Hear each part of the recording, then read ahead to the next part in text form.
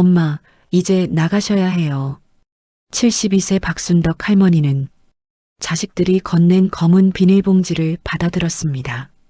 평생 모은 돈으로 산 아파트, 그 집을 자식들에게 물려준 지 단 6개월 만이었습니다. 한겨울 찬바람이 몰아치는 밤, 할머니는 지하철역 계단에 몸을 웅크렸습니다. 낡은 가방 속 6개월 전 산 복권 한 장이 할머니의 떨리는 손가락 사이에서 펼쳐졌습니다. 이게 1등 35억. 할머니의 눈빛이 달라졌습니다. 이야기 시작에 앞서 구독, 좋아요, 알림 설정 눌러주세요. 듣고 싶은 이야기를 댓글에 남겨주시면 영상 제작에 큰 힘이 됩니다. 이야기 속으로 들어가 볼까요? 박순덕 할머니는 30년 전 남편을 잃었습니다. 당시 42살이었던 할머니는 고등학생이던 민수와 중학생이던 민지를 안고 세상이 무너지는 것 같았습니다. 얘들아, 엄마가 꼭 너희 대학 보낼게. 새벽 4시에 일어나 시장 식당에서 설거지를 했고 오후에는 아파트 청소 일을 했습니다. 손가락에 생긴 동상은 매년 겨울마다 재발했지만 할머니는 단 하루도 쉬지 않았습니다. 민수는 서울대 경영학과에, 민지는 이화여대 영문과에 입학했습니다. 엄마 덕분이에요. 정말 감사해요. 그때만 해도 자식들은 할머니의 손을 꼭 잡아주었습니다. 세월이 흘러 민수는 대기업 부장이 되었고 민지는 치과의사와 결혼했습니다. 10년 전 할머니는 평생 모은 돈과 퇴직금을 모두 모아 강남에 아파트 한 채를 샀습니다. 이게 마지막이다. 이 집에서 편히 살다가 눈 감으면 되겠지.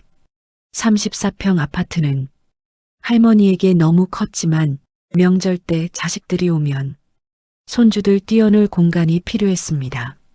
하지만 3년 전부터 할머니의 건강이 나빠졌습니다.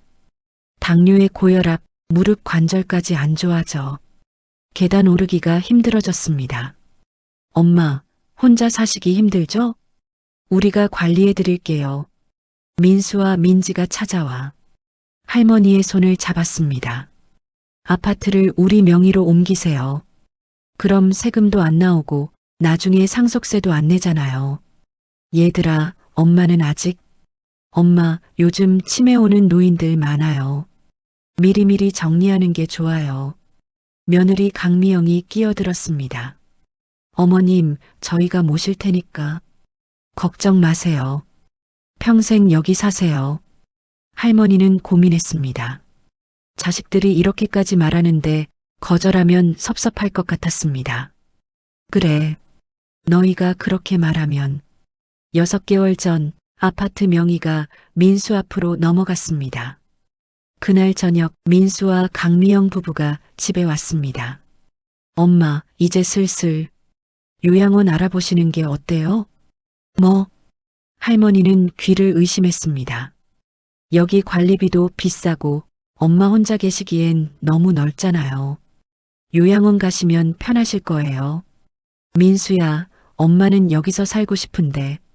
엄마, 우리도 이제 애들 키워야 하고 집값도 올렸다가 팔아야 하는데 엄마 때문에 못하잖아요.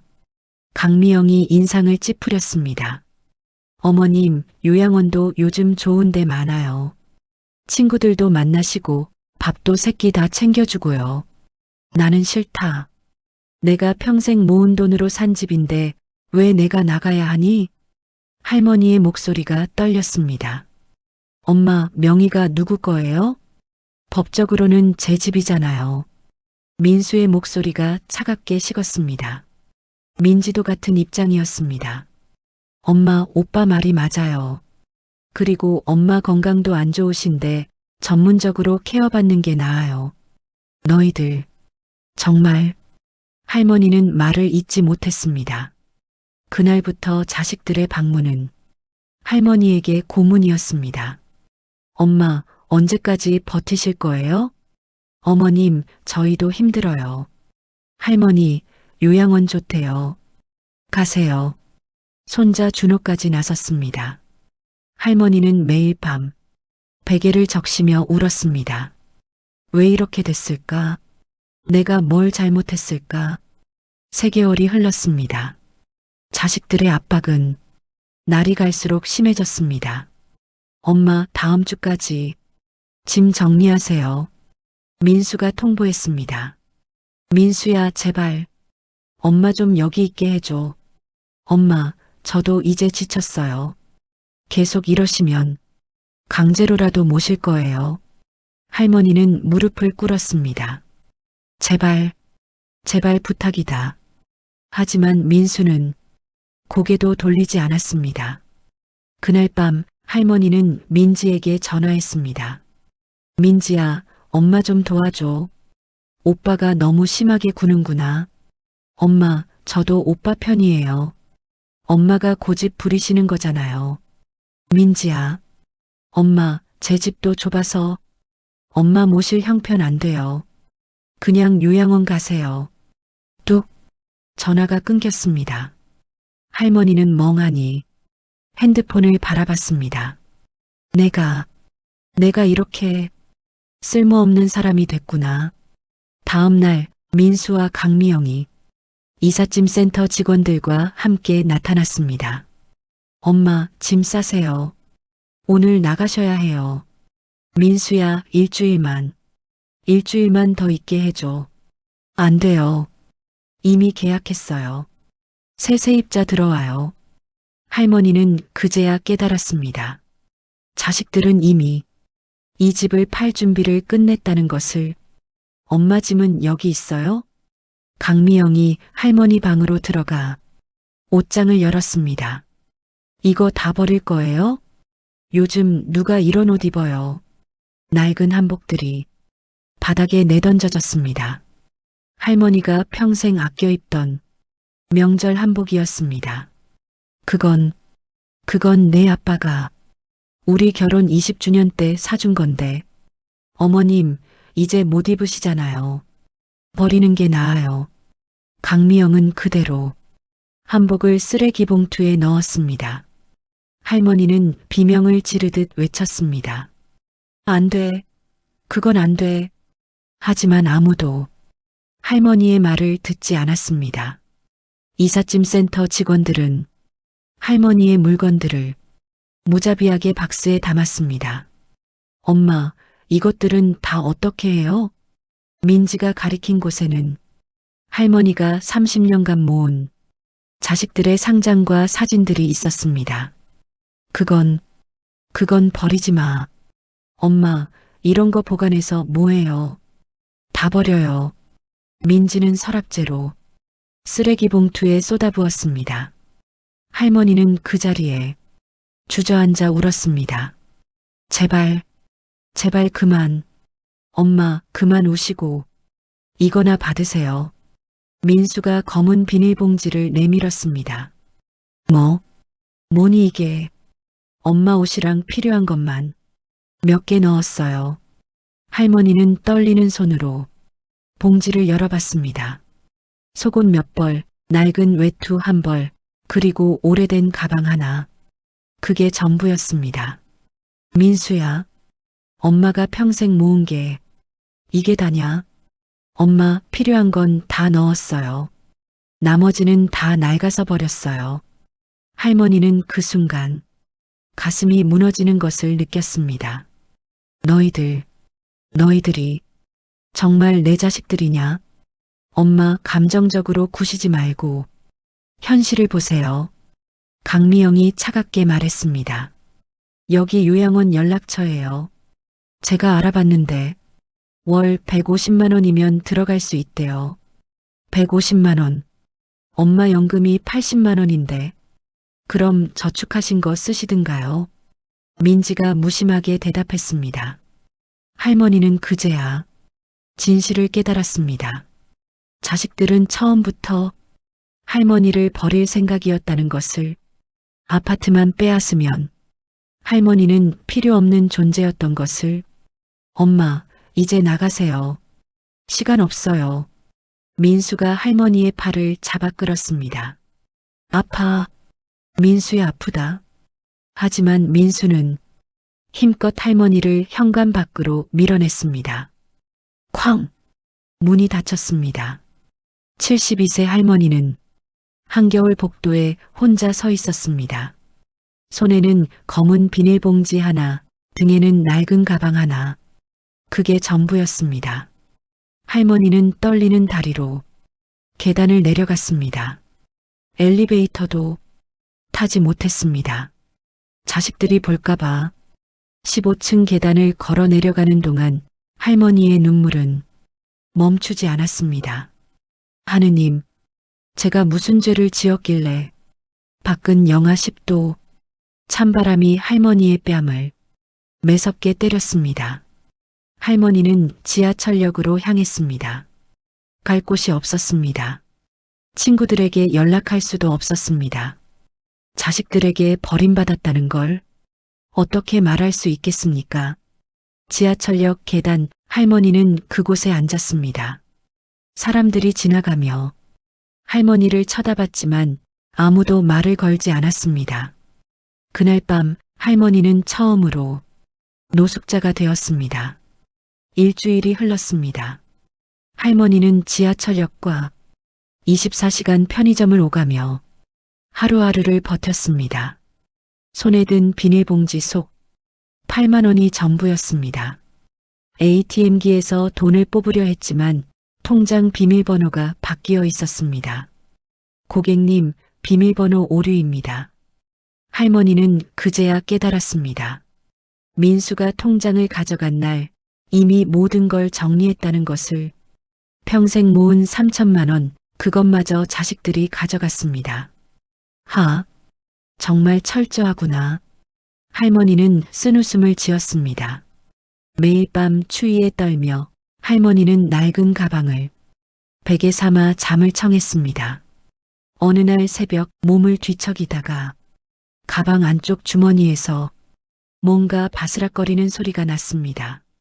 뭐지? 할머니는 손을 넣어 종이 한 장을 꺼냈습니다. 구겨진 복권. 6개월 전 아파트 명의를 넘기던 그날 편의점에서 산 것이었습니다.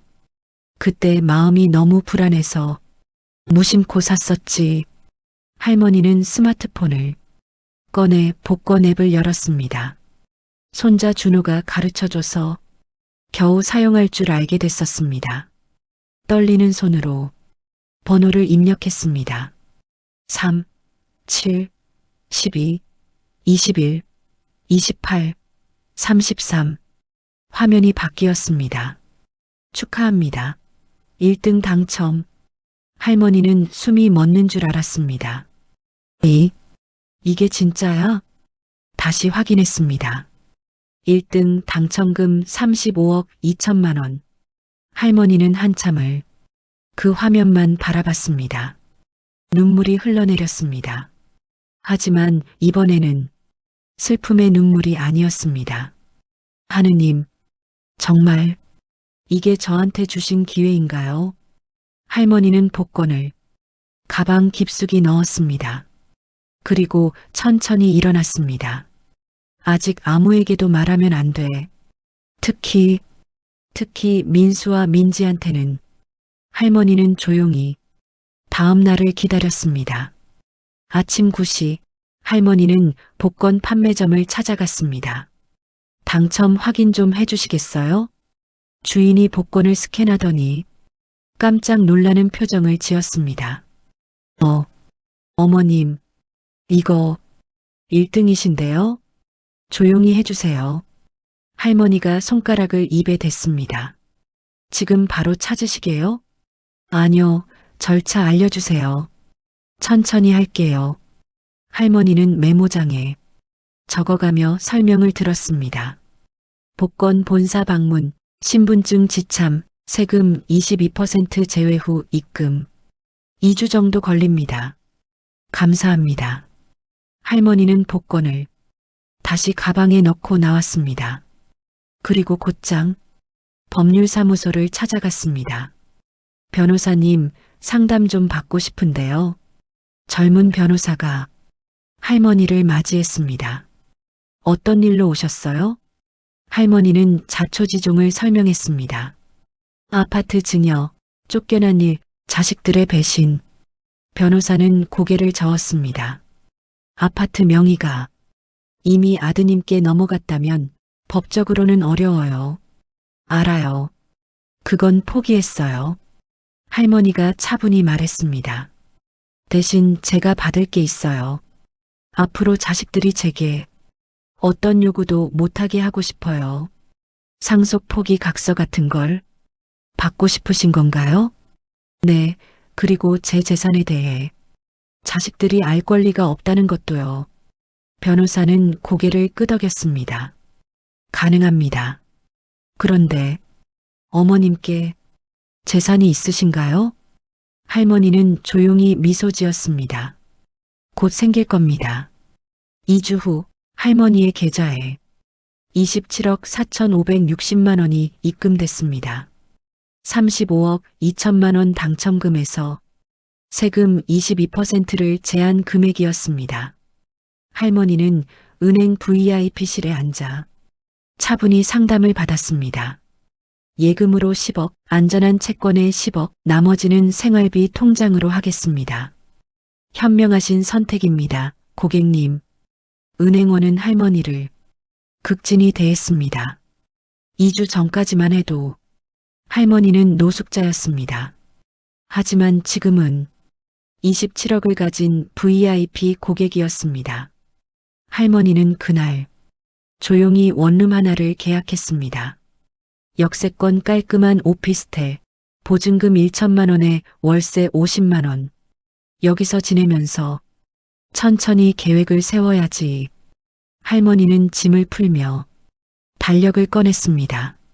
그리고 3일 후 날짜에 동그라미를 쳤습니다. 민수의 생일. 매년 할머니는 민수의 생일에 온 가족이 모이는 자리를 만들어줬습니다. 올해도 연락이 오겠지. 돈이 필요하면 할머니는 휴대폰을 켰습니다. 예상대로 부재중 전화 37통, 모두 민수와 민지였습니다. 문자도 와 있었습니다. 엄마 연락 좀 받아요. 생일 때 올 거죠? 엄마 어디 계세요? 걱정된다니까요. 할머니는 답장을 보냈습니다. 알았다. 갈게. 민수에게서 즉시 답장이 왔습니다. 엄마, 그동안 어디 계셨어요? 생일 선물은 준비하셨죠? 할머니는 휴대폰을 내려놓고 창밖을 바라봤습니다. 선물. 그래, 준비했지. 너희가 평생 잊지 못할 선물을. 할머니의 눈빛이 차갑게 빛났습니다. 민수의 생일 당일, 할머니는 일부러 30분 늦게 도착했습니다.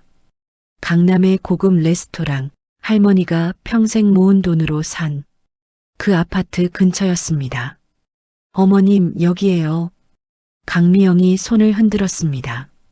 하지만 할머니를 보는 눈빛은 차갑기만 했습니다. 엄마, 늦게 오시면 어떡해요? 민수가 인상을 찌푸렸습니다. 미안하다, 민수야. 할머니는 자리에 앉았습니다. 민지와 사위 최동훈, 그리고 손주들까지 모두 있었습니다. 할머니, 어디 사세요?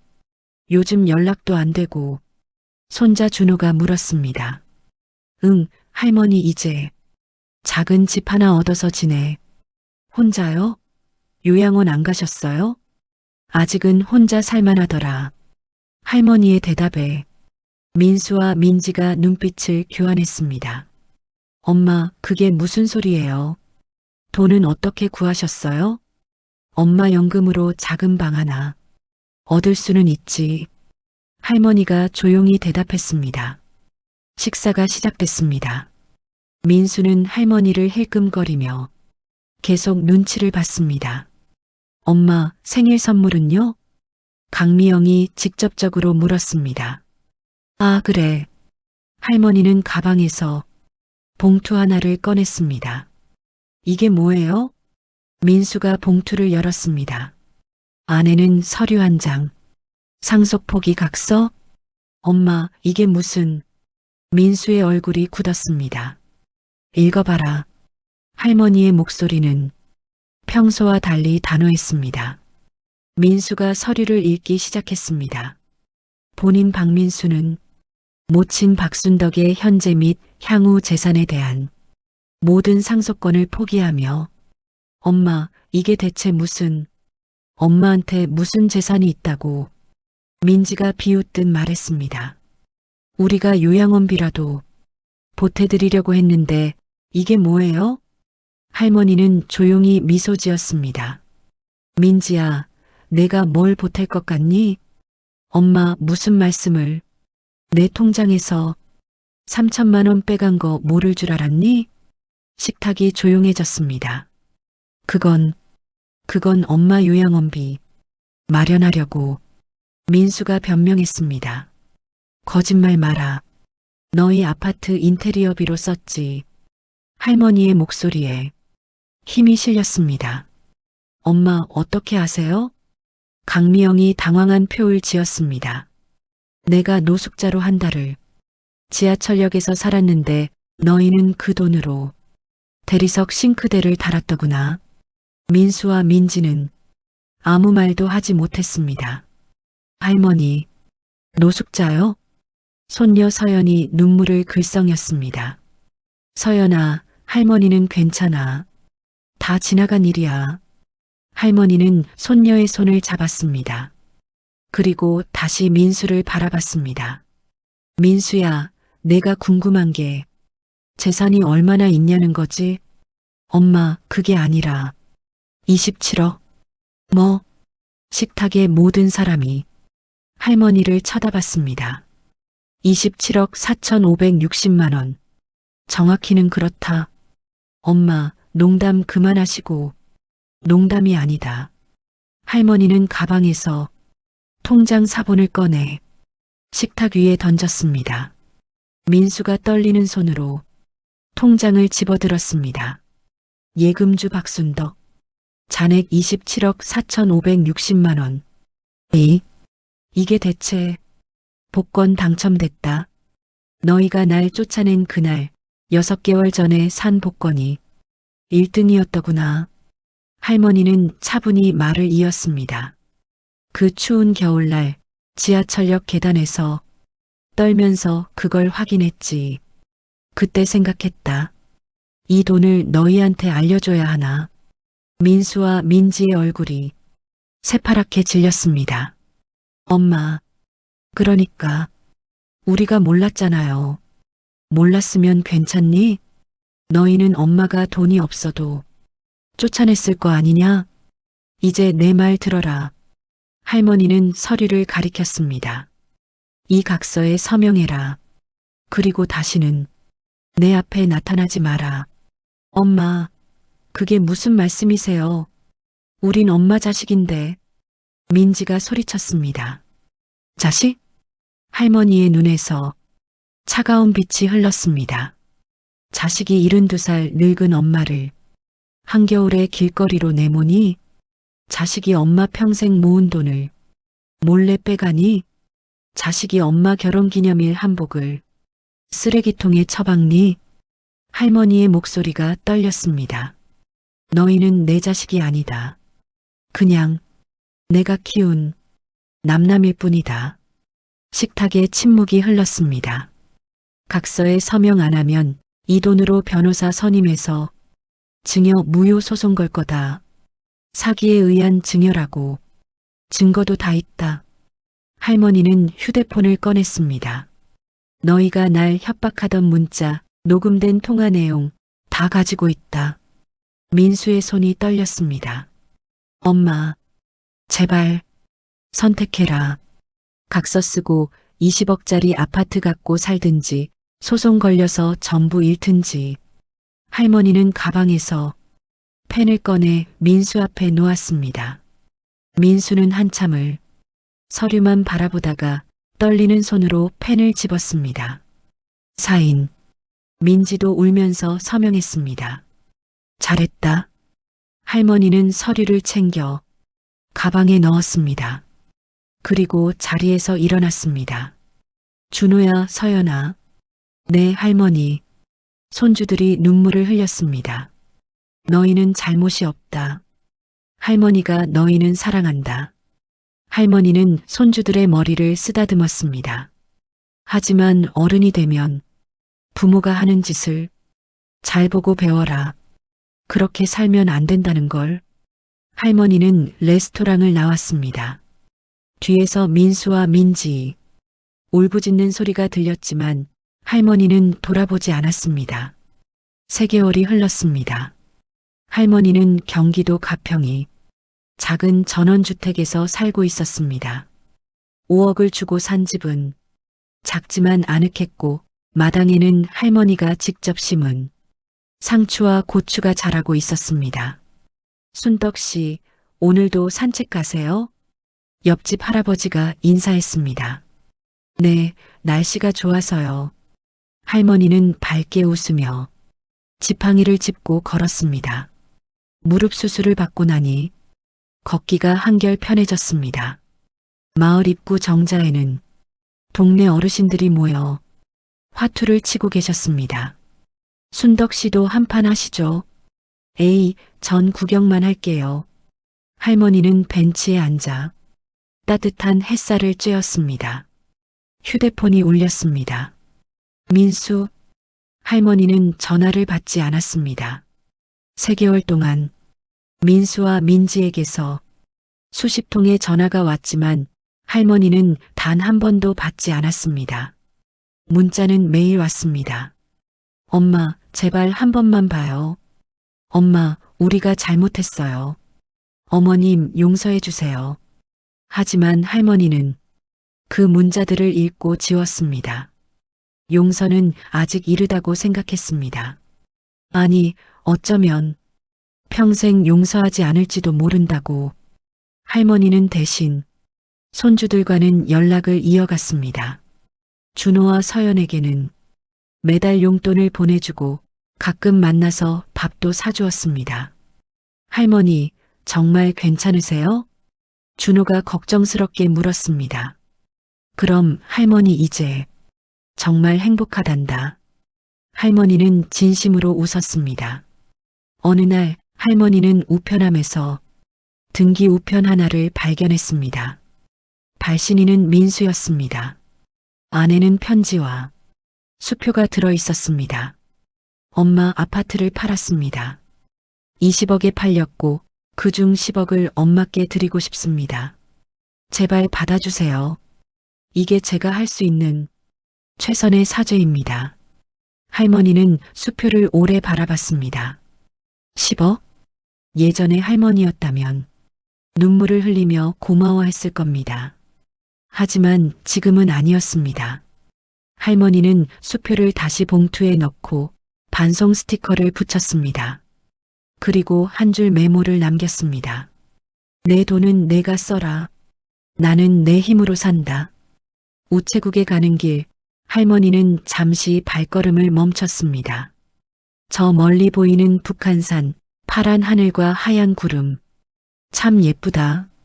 72년을 살면서 할머니는 처음으로 진짜 자유를 느꼈습니다. 자식들 눈치 보지 않고 누구에게 인정받지 않아도 되는 삶. 그저 할머니 자신으로 살아가는 삶.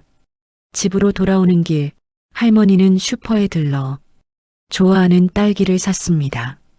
예전에는 자식들 것만 사고 할머니는 참았었는데 이제는 할머니가 먹고 싶은 걸 샀습니다. 저녁에는 동네 성당에서 봉사활동을 하러 갔습니다. 홀로 사시는 어르신들께 도시락을 배달하는 일이었습니다. 순덕 씨, 오늘도 오셨어요? 고맙습니다. 제가 더 고맙죠. 이렇게 보람 있는 일 할 수 있어서. 할머니는 진심으로 감사했습니다. 밤, 할머니는 마당 평상에 누워 별을 바라봤습니다. 휴대폰이 또 울렸습니다. 민지였습니다. 할머니는 이번에는 전화를 받았습니다. 엄마, 민지의 목소리가 떨렸습니다. 왜 전화했니? 엄마, 보고 싶어요. 그래. 엄마, 우리 정말 잘못했어요. 제발 한 번만. 민지야. 할머니가 말을 끊었습니다. 엄마는 이제 너희 없이도 행복하단다. 엄마, 너희가 진짜 뉘우친다면 너희 삶을 잘 살아라. 남한테 피해주지 말고 진짜 사람답게 살아라. 엄마 언젠가는 용서해 주실 거예요? 할머니는 잠시 침묵했습니다. 모르겠다. 그건 시간이 지나봐야 알 것 같구나. 네, 엄마. 건강해라, 민지야. 할머니는 전화를 끊었습니다. 눈물이 흘렀습니다. 미운 자식이 더 이쁘다는 말이 거짓말은 아니었습니다. 하지만 할머니는 더 이상 자식들에게 할머니 인생을 맡기지 않기로 했습니다. 할머니의 삶은 할머니의 것이었으니까요. 다음 날 아침 할머니는 일찍 일어나 마당에 물을 주었습니다. 상추가 무럭무럭 자라고 있었고 고추꽃이 피어나고 있었습니다. 잘 자라라, 얘들아.